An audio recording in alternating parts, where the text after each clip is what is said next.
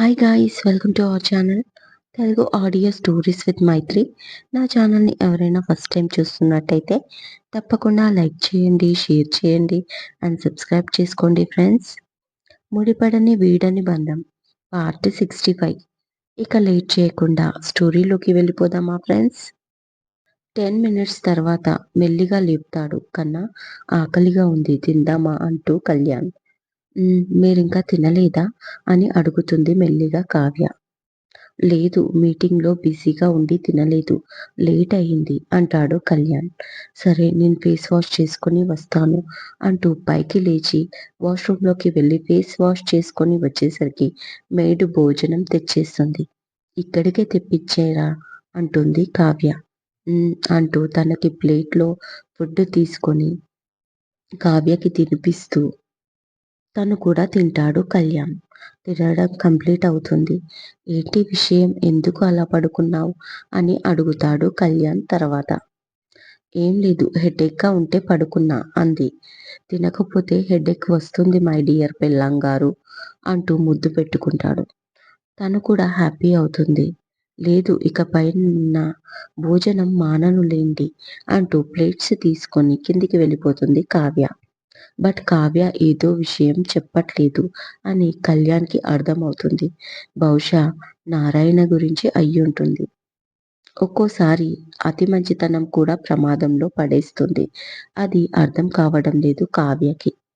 ఏం చేస్తాం, నా బంగారం కోసం ఆ నారాయణ్‌ను విడిపించాల్సిందే అనుకుని తన సెక్రటరీకి కాల్ చేసి తను చెయ్యాల్సిన పని చెప్తాడు కళ్యాణ్. నెక్స్ట్ డే నారాయణ శారదమ్మకి ఫోన్ చేస్తాడు. ఎక్కడ చచ్చావే అని అరుస్తాడు. మర్యాదగా మాట్లాడు అంటాడు పక్కనే ఉన్న కానిస్టేబుల్. క్షమించండి అంటూ ఎక్కడ ఉన్నావు శారద, ఇంట్లో లేవు అని అడుగుతాడు నారాయణ. ఎలా ఉండాలండి, ఆ సైదులు మనుషులు వచ్చి ఇంట్లో సామానంతా బయట పడేశారు మీరు చేసిన పని వల్ల. చుట్టుపక్కల వాళ్ళు కూడా నానా మాటలు తిడుతున్నారు. ఇక అక్కడ ఉండలేక గుడిలో కూర్చున్నాను అంటుంది శారదమ్మ. ఏంటి, 4 రోజుల నుంచి నువ్వు గుడిలోనే ఉన్నావా అని అడుగుతాడు నారాయణ. కాదండి, ఈ విషయం ఎలా తెలిసిందో కళ్యాణ్ బాబుకి తెలీదు. నేను గుడిలో ఉండగా కారు పంపించాడు. ప్రస్తుతం నేను హైదరాబాద్‌లో ఉన్నాను. ఇంతకీ మిమ్మల్ని వదిలేశారా పోలీసులు అని అడుగుతుంది శారద. ఓహో, హైదరాబాదులో నీ కూతురి దగ్గరున్నావా?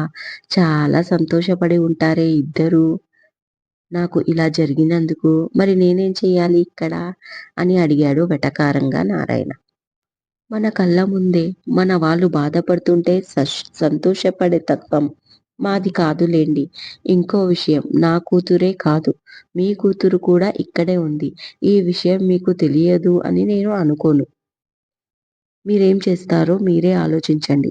సైదులు మనుషులు ఇంటికి తాళం వేసుకొని వెళ్లారు. వీలైతే ఆ తాళం చెవి తీసుకురండి. ఆ తర్వాత మాకు ఫోన్ చేయండి. సాయంత్రం వరకు వైజాగ్ వచ్చేస్తాను అంటుంది శారదమ్మ. అమ్మ! ఏం ఫిట్టింగ్ పెట్టావే!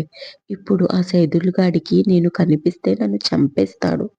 ఇంటికి తాళం ఉంది. పోనీ తాళం పగలగొట్టి లోపలికి వెళ్దామంటే వాడి మనుషులు వచ్చేస్తారు.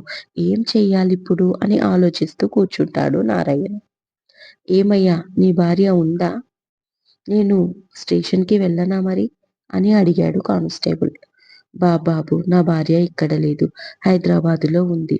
బయట కనబడితే ఆ సైదులు మనుషులు నన్ను చంపేస్తారు అంటాడు నారాయణ. మరేం చేద్దాం అని అడిగాడు కానిస్టేబుల్. అదే ఆలోచిస్తున్నా అన్నాడు నారాయణ నెత్తి గోక్కుంటూ. నువ్వు ఆలోచిస్తూ కూర్చుంటే నిన్ను చూస్తూ కూర్చోడానికి నాకు గవర్నమెంట్ జీతాలిచ్చేది అని అడిగాడు కానిస్టేబుల్. కాదు బాబు, ఇప్పుడు సైదులు మనుషుల గురించి నాకు భయంగా ఉంది. ఎక్కడ చూసి కనిపించినా నన్ను కొట్టి చంపుతారు. అలా అని నేను జైల్లో ఉండలేను కదా, అందుకని ఏం చేయాలో నాకు తెలియడం లేదు అంటాడు నారాయణ. అయితే ఓ పని చెయ్యి, సైదుల వల్ల నీకు ప్రాణహాని ఉందని కంప్లైంట్ ఫైల్ చెయ్యి. మా సారు అతనికి వార్నింగ్ ఇస్తారు. ఆ తర్వాత హ్యాపీగాను ఊర్లో తిరగొచ్చు అంటాడు కానిస్టేబుల్. శతకోటి దరిద్రాలకు అనంతకోటి ఉపాయాలు అని ఇదేదో బాగుంది. ముల్లును ముల్లుతోటే తీయడం అంటే ఇదే ఏమో. సరే పద కానిస్టేబుల్ బాబు కంప్లైంట్ ఫైల్ చేసి ఆ తర్వాత వచ్చి ఇంటి తాళం పగలగొట్టుకుంటాను అంటూ ఎలా వచ్చాడో అలాగే స్టేషన్‌కి వెళ్ళిపోయాడు నారాయణ. నైట్ డిన్నర్ కంప్లీట్ కావడంతో బాబును పడుకోబెట్టడానికి తన రూమ్‌లోకి వెళ్ళిన కావ్య కళ్యాణ్‌పై బాబు పడుకోవడం చూస్తుంది. నిద్రపోయాడా? అని అడుగుతుంది. అవును అన్నట్టుగా సైగ చేస్తాడు మెల్లిగా. బాబును పడుకోబెట్టి వెళ్ళి డ్రెస్ చేంజ్ చేసుకొని వచ్చి బాబు పక్కనే పడుకోగానే కళ్యాణ్ వచ్చి కావ్య నడుం చుట్టూ చేతులు వేసి మెడ వంపులో ముఖం దాచుకుంటాడు. మీరు అటువైపు వెళ్ళండి. రోజు వాడి ఒక్కడినే చేస్తున్నాం అంటుంది కావ్య. నథింగ్ డూయింగ్ నేను నీ దగ్గరే పడుకుంటాను అని గట్టిగా హగ్ చేసుకున్నాడు. చిన్న పిల్లాడు అయిపోతున్నారు మీరు అని నవ్వుతూ కళ్యాణ్‌ని గట్టిగా హగ్ చేసుకుంది కావ్య. కళ్యాణ్ ఒక విషయం మీకు చెప్పాలి అంటుంది. ఒకటి కాదు 100 చెప్పు. కానీ తర్వాత అని తన అల్లరి మొదలు పెడతాడు కళ్యాణ్. ప్లీజ్ నా మాట వినండి. తర్వాత అంటే మీరు నిద్రపోతారు. మళ్ళీ రేపు నేను మర్చిపోతాను అంటుంది కావ్య. సరే చెప్పు అంటాడు కళ్యాణ్ ఆమెని తన ఎదపైకి చేర్చుకొని. నేను కుందన్ని హైదరాబాద్ పిలిపిద్దాం అనుకుంటున్నా అంటుంది కావ్య. సైలెంట్ గా వింటాడు కళ్యాణ్.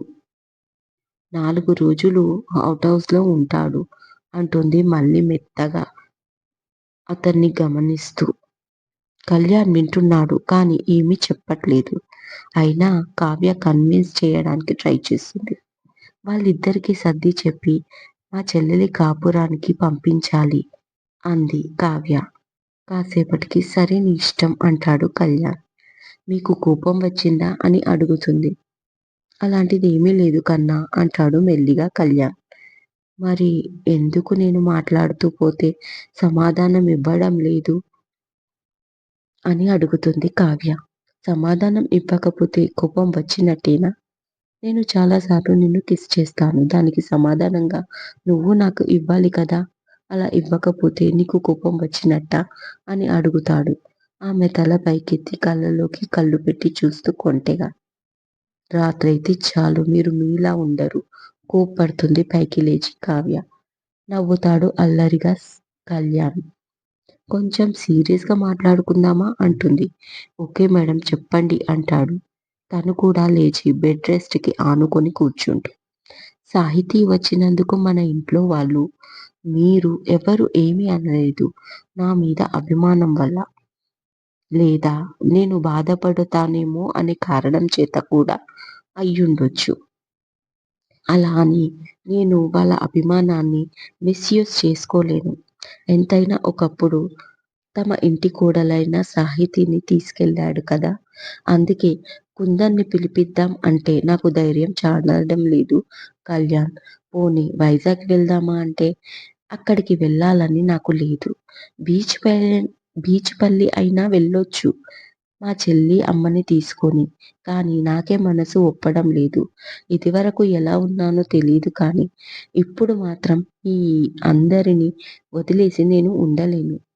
నేను ఉన్నా ఇప్పుడు బాబు కూడా ఉండడు. అందరికీ అలవాటు పడిపోయాడు వాడు. ముఖ్యంగా మీకు మామయ్యకి అంటుంది కావ్య. తన మాటలకి సంతోషపడుతూ మీరే కాదు మిమ్మల్ని మేము కూడా వదిలి ఉండలేము.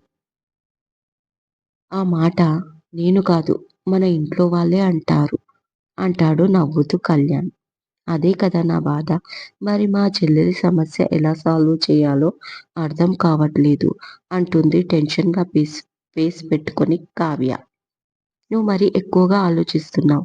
ఏ రోజైతే మమ్మల్ని కాదని సాహితీ వెళ్ళిపోయిందో అప్పుడే మాకు తనకు బంధం తెగిపోయింది. ఇప్పుడు ఏదైనా సంబంధం ఉంది అంటే తను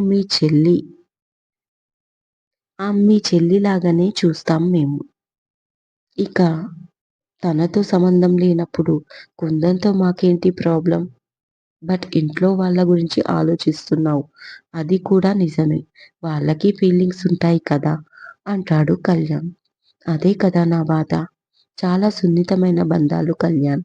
చాలా జాగ్రత్తగా కాపాడుకోవాలి. ఇలాంటి విషయాలలో మాకే అంతా తెలుసు మాదే సొంత నిర్ణయం అంటూ అహానికి వెళ్తే ఇంట్లో పెద్దవాళ్ళకి విలువ ఇవ్వడం లేదని వాళ్ళు మనసులో పెట్టుకుంటారు. వాళ్ళకి స్పెషల్‌గా మనం ఏమి ఇవ్వనవసరం లేదు. వాళ్ళ అభిప్రాయాలకి, ఫీలింగ్స్‌కి వాల్యూ ఇస్తే చాలు. అందుకే ఈ విషయంలో మీరొకసారి ఇంట్లో వాళ్ళతో మాట్లాడి పర్మిషన్ ఇప్పిస్తే నేను నా చెల్లెలి విషయంలో ఒక నిర్ణయం తీసుకుంటాను అంటుంది కావ్య.